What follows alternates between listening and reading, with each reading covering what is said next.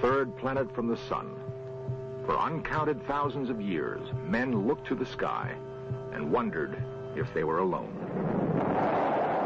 Finally, there were machines that could travel into space.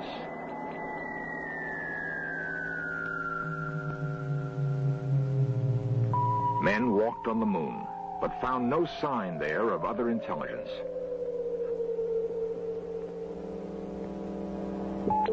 But there are 8 other planets moving around the same sun that kindled life on Earth. Could it have happened only on our planet? A spark that could evolve into intelligence? The winter of 1976 would see another great step in search of life on other worlds. The planet nearest Earth glows redly in the night sky. What common heritage might these two worlds have?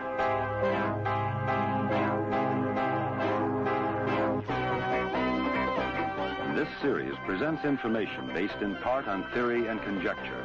The producer's purpose is to suggest some possible explanations, but not necessarily the only ones, to the mysteries we will examine.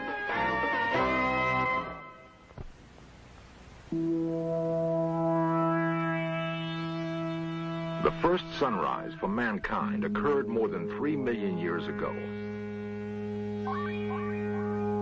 Long, long before there were men, the sun was an insignificant cluster of dust and gas.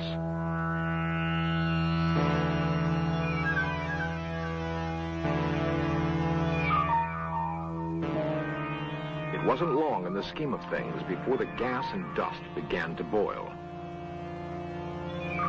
Mass becoming energy, energy becoming mass.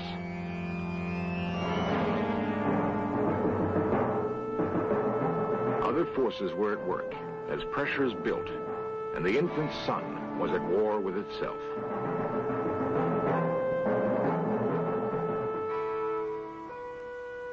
Nuclear fusion, the same force at work in the hydrogen bomb, created the sun and has fueled it through the millennium.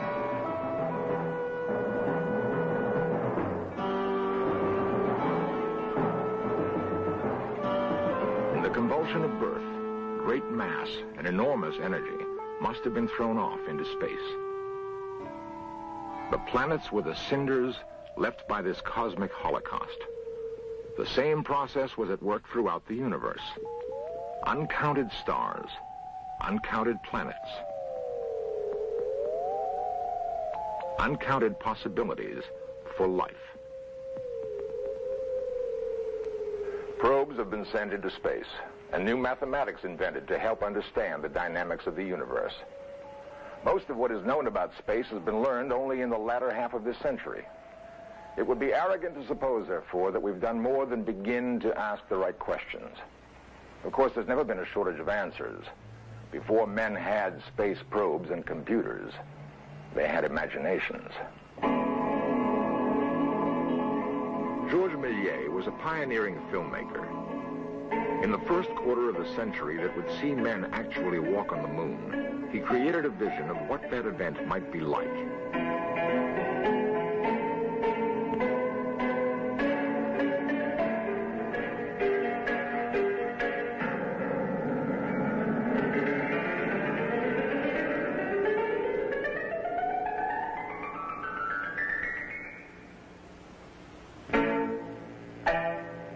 Essential to Méliès' comic view of a landing on the moon was an encounter with aliens. Such encounters have been dreamed of with mingled fear and hope for a long time.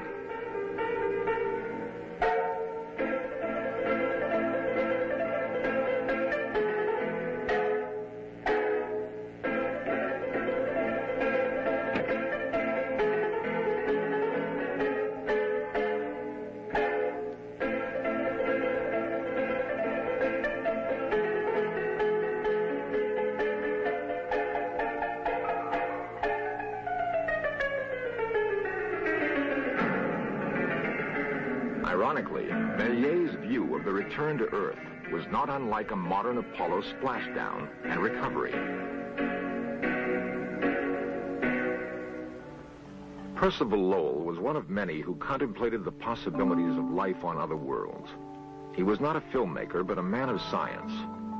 Lowell's passion was something he saw on the face of Mars. Lowell came to Flagstaff, Arizona in 1894 to build an observatory. He hoped that the clear desert air would afford him a better look at Mars than any astronomer before him had been able to achieve. The 24-inch refracting telescope Lowell installed on the site was the most advanced of the day. When all was ready, Lowell trained his eye on Mars. The conclusions he reached about what he saw made him one of the most controversial scientists of the age.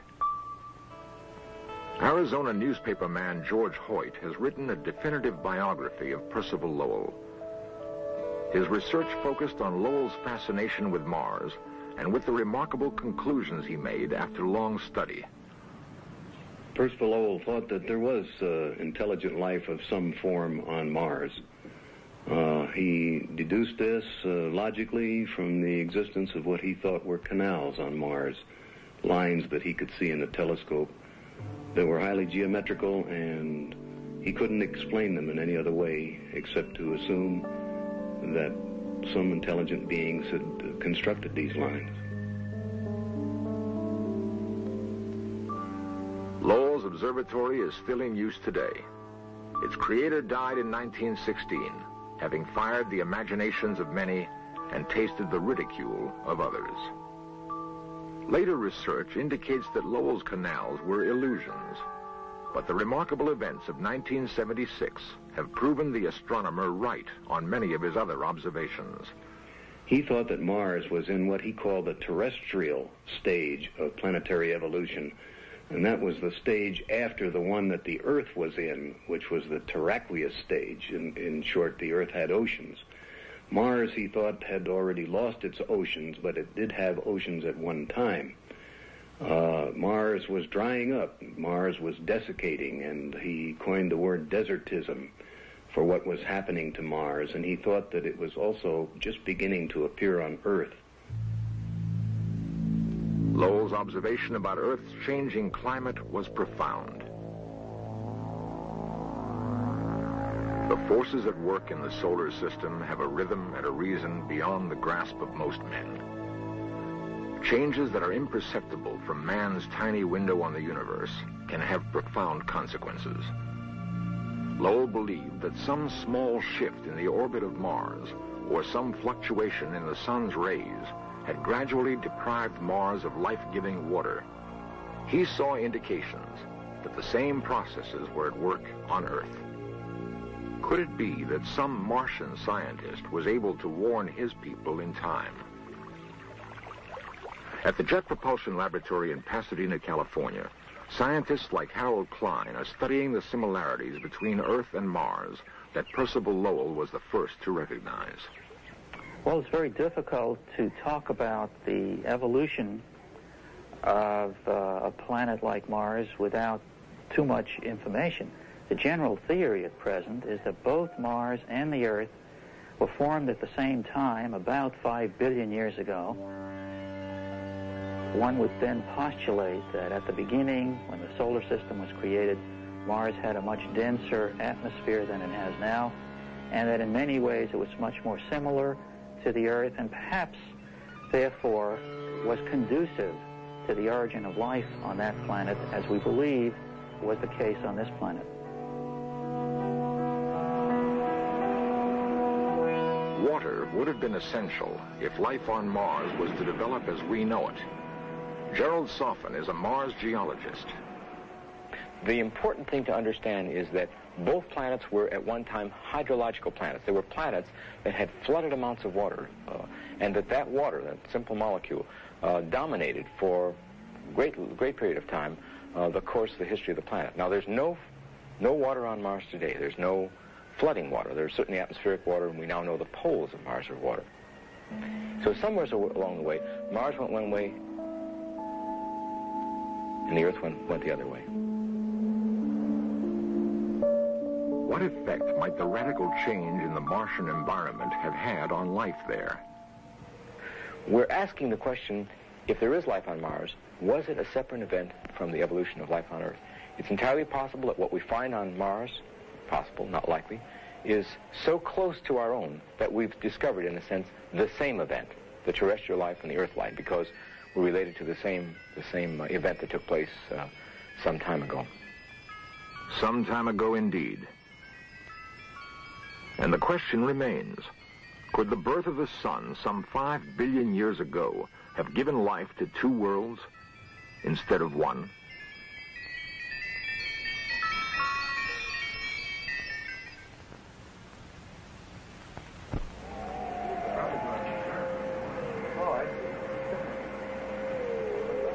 Mission Control, the Jet Propulsion Laboratory in the foothills above Pasadena, California. It is from here that an ambitious undertaking in space will be directed. The target is Mars, 212 million miles from Earth. Men have walked on the moon, but this journey to Mars will take 11 months. Too long for man now, but not for his machines. Copy, thank you. Atrazine orders in for 215602. Copy, thank you. A Titan Centaur lifts off from Cape Kennedy. It is August 20th, 1975. In the nose cone is a machine of ingenious artifice. It is called Viking. Men have learned to extend their intelligence beyond the confines of their fragile bodies, into icy space and onto unknown worlds. The machine will go where men cannot, for the present, go. It will obey the commands of the scientists in Pasadena, sitting at their computers 35 miles from the surfing beach at Malibu.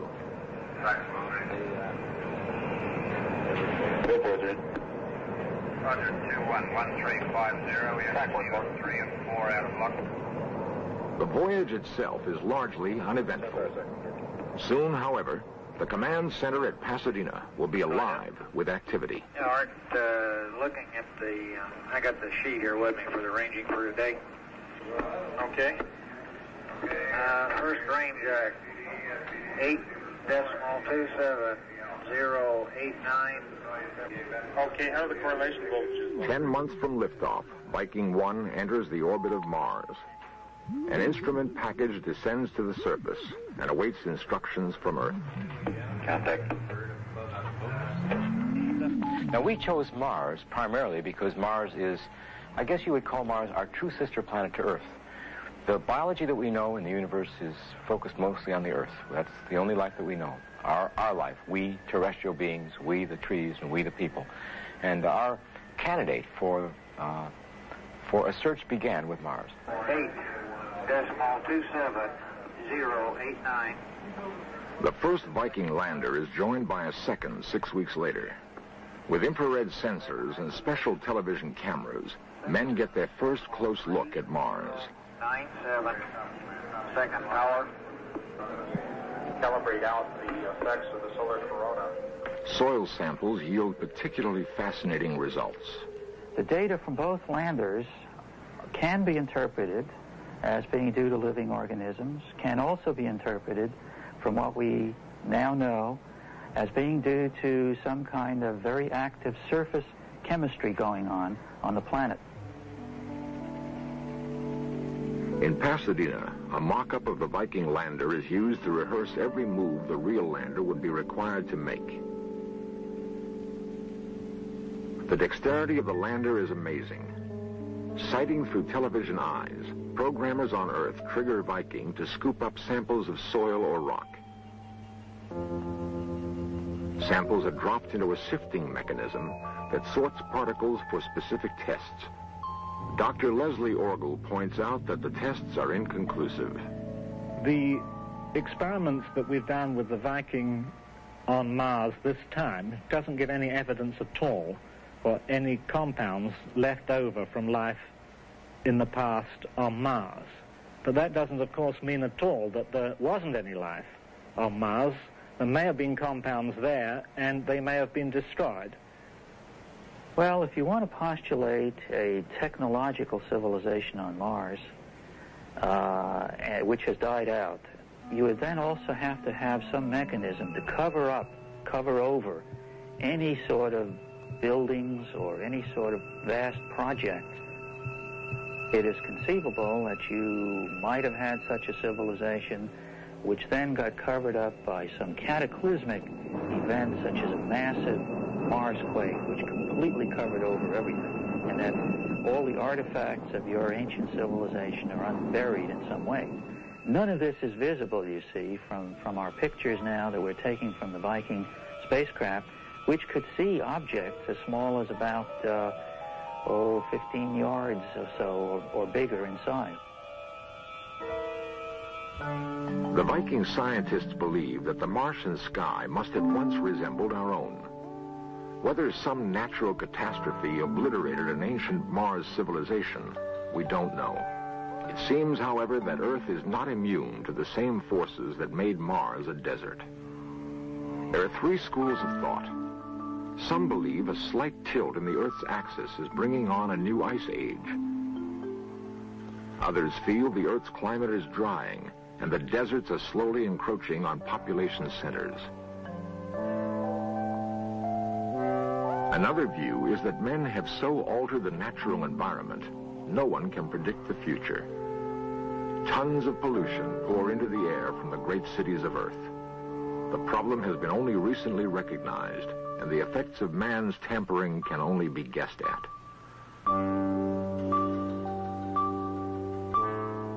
Men have done worse things than pour smoke into the sky.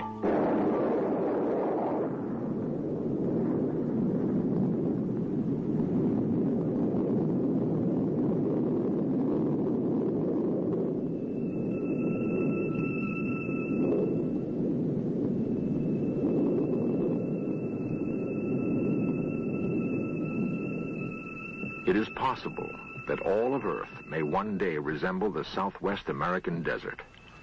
Mars looked much like this to the electronic eyes of Viking. The machines scanned the horizon and recorded no sign of intelligent life. It is unlikely that life evolving elsewhere in the universe would follow the same path as life on Earth. If that were to happen, however, Mars would seem to be the likely host. The two worlds have much in common, even now. Perhaps Viking didn't see all there was to see.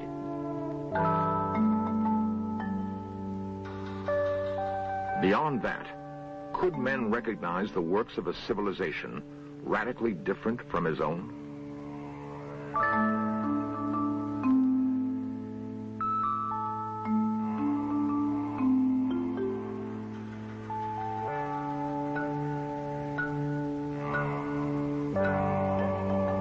If there were Martians, and they knew what was happening to their planet, perhaps they chose to abandon it.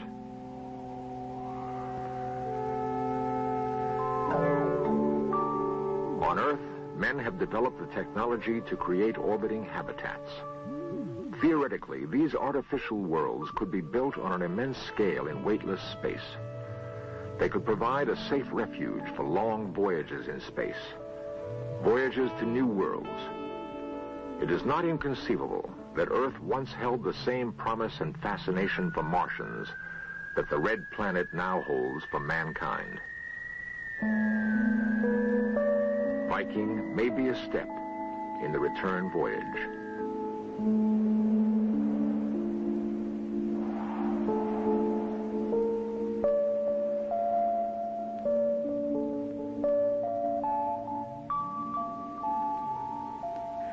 This is the beginning. This is really truly the beginning. Regardless of what happens next year or even a decade from now, we have started what will become an adventure of mankind in searching for not only the lowly forms of life, but eventually, I think, to search for intelligent life. This is one of the milestones in the course of human destiny to find cousins. It is the inevitable path of man's destiny that he will explore the heavens. We're only now talking about the timetable. We'll adapt the environment to ourselves. We will change the atmosphere. We'll do what is called planetary engineering. It doesn't exist yet, but it will someday. For example, with all that water at the pole of Mars, there's no point in leaving it frozen there. We might as well melt it and form an ocean. And that's not so fantastic. It's possible to dream about things like that. It is also possible to dream that should we reshape the Martian landscape, we would be settling an old account. Perhaps they did as much for us once. If we, on the other hand, are unique in the universe, the time is approaching when we can spread our kind to the stars.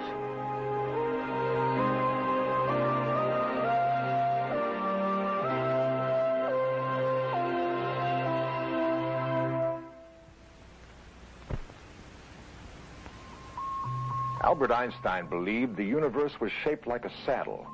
By traveling in a straight line, one could eventually wind up where he started. With the universe, as with life, endings seem to merge with beginnings. Was the end of some undiscovered civilization on Mars the beginning of our civilization on Earth? Will our first steps on some dusky Martian plain be a homecoming? Only when we've been there can we prove or dismiss the notion that some calamity of nature or poverty of spirit might have overtaken a parent civilization on the fourth planet from the sun. It would be well for us to find out, for it has been observed that those who cannot learn from the past are condemned to relive it